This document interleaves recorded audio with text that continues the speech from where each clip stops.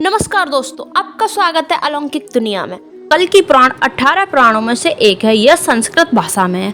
आज हम जानेंगे कि कब, कहाँ और कैसे भगवान कल्कि जन्म लेंगे, किस प्रकार लेंगे भगवान कल्कि अपनी शिक्षा और उनके गुरु कौन होंगे, व उनकी प्रेम कहानी और 2 विवाहों का रहस्य, भगवान कल्कि व कली का महासंग्राम। बने रहें वीडियो में अंत तक। भगवान श्री कृष्ण के परलोक जाने के बाद कलयुग की शुरुआत हुई। बताते हैं कि तब से अधर्म, क्रोध, पाप, लोभ, काम सब ने मिलकर कलयुग की रचना की है। कलयुग के प्रभाव से ब्राह्मणों को ज्ञान नहीं होगा, लोगों में अहंकार बढ़ जाएगा, शिष्य गुरुओं की अवहेलना करेंगे। पुराणों के अनुसार पृथ्वी पर कलयुग का इतिहास 4,32,000 वर्ष का होगा। अभी कलयुग का प्रथम चरण चल रहा है। 3 चरण अभी बाकी हैं। घोर कलयुग के अंत में चोरी, बलात्कार, महामारी, भाई भाई के खून का प्यासा हो जाएगा। पृथ्वी पर हर क्षण खून व दरिंदगी ही दिखाई देगी। पूजा पाठ, पिता की आत्मा के लिए किया गया श्राद्ध, ये सब सुनने को भी नहीं मिलेगा। वह समय ऐसा होगा कि इंसान ही इंसान का मांस खाकर पेट भरेगा। पृथ्वी पर भगवान का अस्तित्व ही समाप्त हो जाएगा। दूसरे चरण में लोग भगवान को भूल जाएंगे। तीसरे चरण में जात पात, धर्म सब गायब हो जाएगा। और चौथे चरण में पृथ्वी पर उपस्थित सब देवता पीड़ित होंगे। फिर माँ पृथ्वी की रक्षा के लिए, धर्म की स्थापना के लिए आग्रह करेंगे। तब भगवान उनकी प्रार्थना से प्रसन्न होकर अवतार के लिए मान जाएंगे। जब जब इस पृथ्वी पर अन्याय का बोलबाला हुआ है, न्याय को पैरों तले कुचला गया है, तब तब भगवान विष्णु ने अवतार लिया है और इस संसार का उद्धार किया है। जैसे सतयुग में मत्स्य अवतार लिया, त्रेता युग में श्री राम का अवतार लिया और द्वापर युग में श्री कृष्ण का, और अब बारी है घोर कलयुग में कल्कि अवतार की। यह अपनी इच्छा के अनुसार गुण लेके अवतरित होते हैं। भगवान राम 16 गुण व 12 कलाओं से युक्त थे। कृष्ण भगवान 16 कलाओं से युक्त थे, लेकिन जो कल्कि अवतार लेंगे वह 64 कलाओं से युक्त होंगे। इनका यह 10वां अवतार होगा। श्रीमद् भागवत पुराण के अनुसार 12 स्कंद के 24वें श्लोक में बताया गया है कि जब गुरु, सूर्य और चंद्रमा एक साथ नक्षत्र में होंगे, तब भगवान विष्णु कल्कि अवतार लेंगे। पुराणों के अनुसार भगवान विष्णु शवल गांव में जन्म लेने के लिए ब्राह्मण विष्णु यश जी की पत्नी सुमिति के गर्भ से जन्म लेंगे। वह सावन मास की शुक्ल पक्ष की पंचमी को जन्म लेंगे। यह उत्तर प्रदेश के मुरादाबाद में स्थित है। जब भगवान कल्कि इस धरती पर आएंगे तो स्वयं माता गंगा उनका जलाभिषेक करेंगी और सभी लोग उनके दर्शन करेंगे। वो देवता, साधु का वेश धारण कर उनके दर्शन प्राप्त करेंगे और उनका नामांकरण भी वही करेंगे जो कि कल्कि होगा। और विष्णु यश जी को बताएंगे कि यही बालक राक्षस कली का वध करेगा। माता सुमति उनका लालन पालन बहुत ही लाड़ चाप से करेंगी। क्या आप जानते हैं, कल्कि पुराण के अनुसार इनके 3 बड़े भाई भी होंगे, जिनका नाम कवि, प्रांत और सुमंतक होगा। फिर कल्कि अपने पिता से पूछेंगे कि वेद क्या है, शास्त्र क्या है। मुझे कोई ऐसे गुरु चाहिए कि जिनको वेद शास्त्र का ज्ञान भली भांति हो। तब विष्णु यश कहेंगे कि महाबली कली के सताने की वजह से जो भी धर्मात्मा, मुनि, ऋषि थे, वह सब किसी जंगल में चले गए हैं। अगर उनसे शिक्षा लेनी है तो वह तो कहीं जंगलों में ही मिलेंगे। तो भगवान कल्कि पहला वचन अपने पिता को देते हैं कि मैं उस राक्षस कली का वध करूंगा। वह उन गुरुओं को सम्मानजनक नगर में लेके आऊंगा। और वह जंगलों की तरफ चले जाते हैं। वह चलते चलते महेंद्रगिरी पर्वत पर पहुंचते हैं।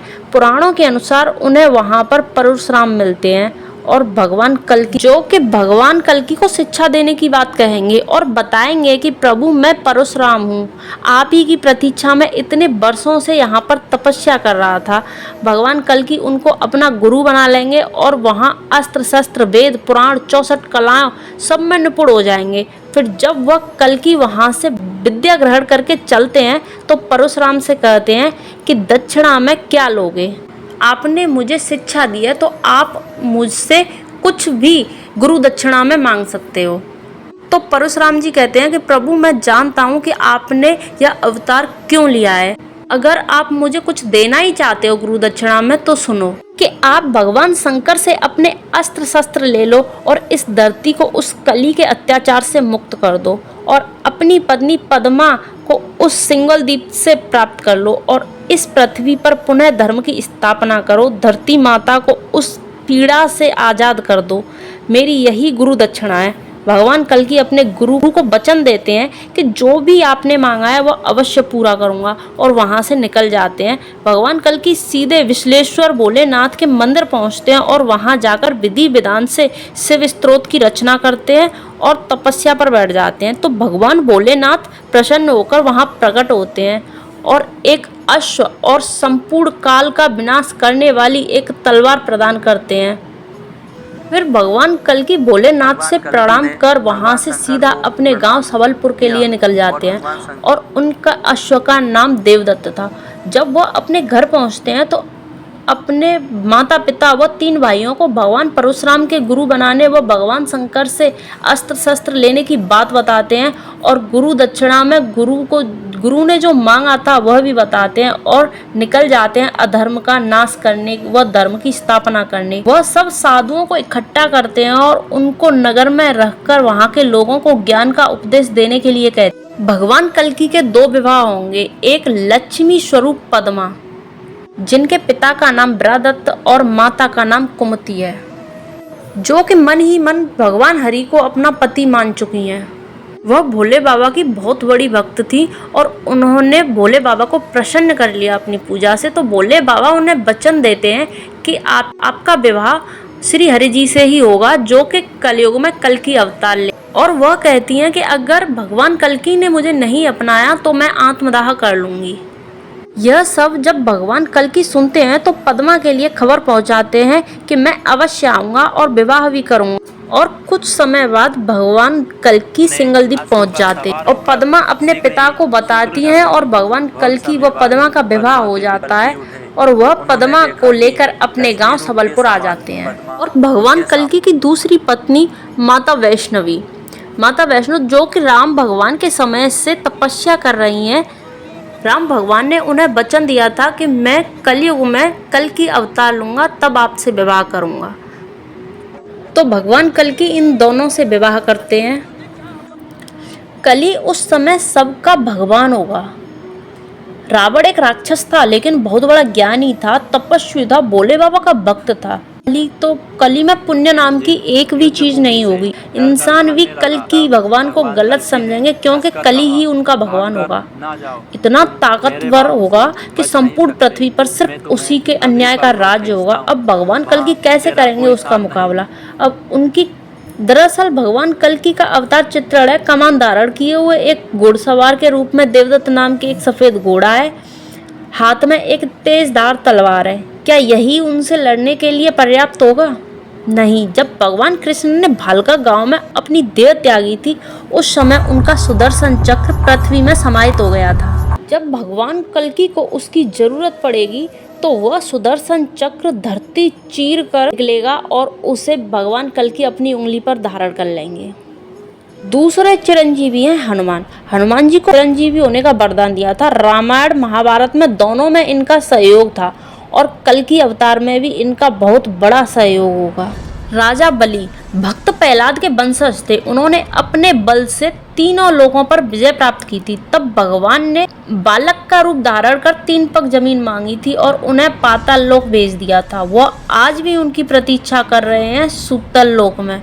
विभीषण जिन्हें बुद्धिमत्ता का परम ज्ञान है और वह भी कल्कि अवतार का इंतजार कर रहे हैं। अश्वत्थामा वह द्रोण के पुत्र हैं और इन्होंने उत्तरा के गर्भ में ही उसके पुत्र को मारने की कोशिश की थी। मान्यता है कि मध्य प्रदेश के आसिलगढ़ किले में भगवान शिव की पूजा करते हैं। कल्कि अवतार में इनका बहुत बड़ा योगदान होगा। आने वाली पीढ़ी इनकी पूजा करेंगी क्योंकि एक यही ऐसे भगवान भोले का अवतार हैं जिनकी पूजा नहीं होती है और जिन्हें श्राप भी मिला हुआ है। महर्षि वेदव्यास ने कल्कि अवतार का वर्णन किया था। वह आज भी जीवित है। कृपाचार्य सप्त ऋषियों में से एक हैं। कहा जाता है कि वह बहुत बड़े तपस्वी थे। उन्हें भी चिरंजीवी का आशीर्वाद मिला है। कलयुग में ये कल्कि अवतार की मदद करेंगे। कहते हैं हर काम में प्रभु की अपनी लीला छुपी रहती है। इन चिरंजीवियों को भी कल्कि अवतार में सहयोग के लिए ही वरदान या श्राप मिले थे। अब आपको पता ही होगा कि महाभारत के समय कर्ण से इंद्र ने कवच कुंडल छल करके प्राप्त किए थे, क्योंकि बेस बदलकर एक तरह का छल ही था। तो छल से प्राप्त की हुई चीज स्वर्ग में तो नहीं जा सकती थी। इंद्र ने उन कवच कुंडलों को एक ऐसी जगह पर समुद्र के किनारे जहाँ पर सूर्य की सबसे पहली किरण जाती है, माना जाता है कि वह जगह उड़ीसा के कोणार्क मंदिर में स्थित है और उसी में वह कवच कुंडल यहीं पर स्थित हैं। उस मंदिर में कभी भी पूजा नहीं होती। इस मंदिर के नीचे एक सुरंग है जो कि काफ़ी नीचे तक गई है और सबसे नीचे के तल में वह कवच कुंडल स्थित है। उनकी रक्षा आज भी वहाँ पर तक्षक नाग की रक्षा कर रहे हैं।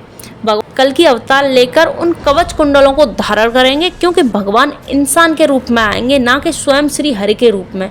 तो उस कली से लड़ने के लिए उन्हें उन 7 चिरंजीवी महायोगदान की आवश्यकता पड़ेगी और वह भी उसी समय का इंतजार कर रहे हैं। इतना शक्तिशाली होगा वह कली।